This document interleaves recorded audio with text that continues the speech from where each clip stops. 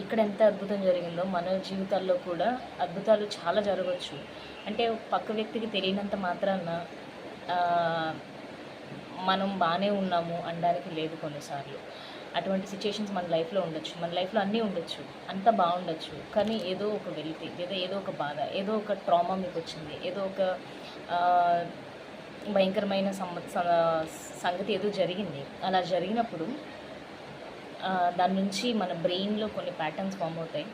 దానివల్ల చాలా ఇబ్బంది మనం పడొచ్చు. మెంటల్లీ ఆర్ ఫిజికల్లీ, ఎమోషనల్లీ ఎలా అయినా ఇబ్బందులు ఉండొచ్చు. కానీ అటువంటి విషయంలో కూడా మన పక్కనున్న వారికే తెలీదు మనం ఎలా ఉన్నామో. కొన్నిసార్లు మనం బయటికి బానే ఉన్నామని నటిస్తాము, కానీ నవ్వుతున్నాము, అందరూ బాగున్నది, ఈమె బాగున్నారు, ఈయన బాగున్నారు అని వాళ్ళు అనుకుంటారేమో కానీ మనం చెప్పలేనివి చాలా విషయాలు ఉండుండొచ్చు.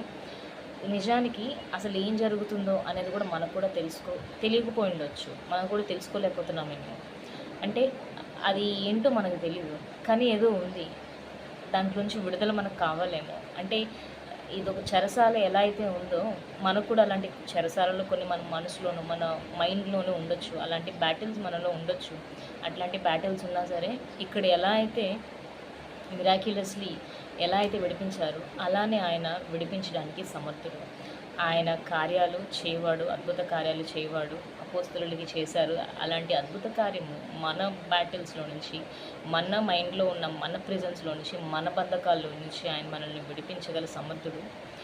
ఇది నేను ఈ వర్స్ చెప్పి, ఈ వచనం చూపించి, ఈ వచనంతో షేర్ చేస్తున్నానని చెప్పి మోటివేట్ చేయడానికైతే నేను అనుకోలేదు. ఎందుకు అంటే నేను మోటివేషన్ ఒక రోజు ఉంటుంది, 2 రోజులు ఉంటుంది, లేదా తర్వాత పోతుంది. కానీ మోటివేషన్ కాదు ఇది. మోటివేషన్ చేయాలని నేను అనుకోలేదు. కానీ ఇది నేను సాక్ష్యం ఇస్తున్నాను. I'm testifying this because God is something good for my life, something miraculous for my life.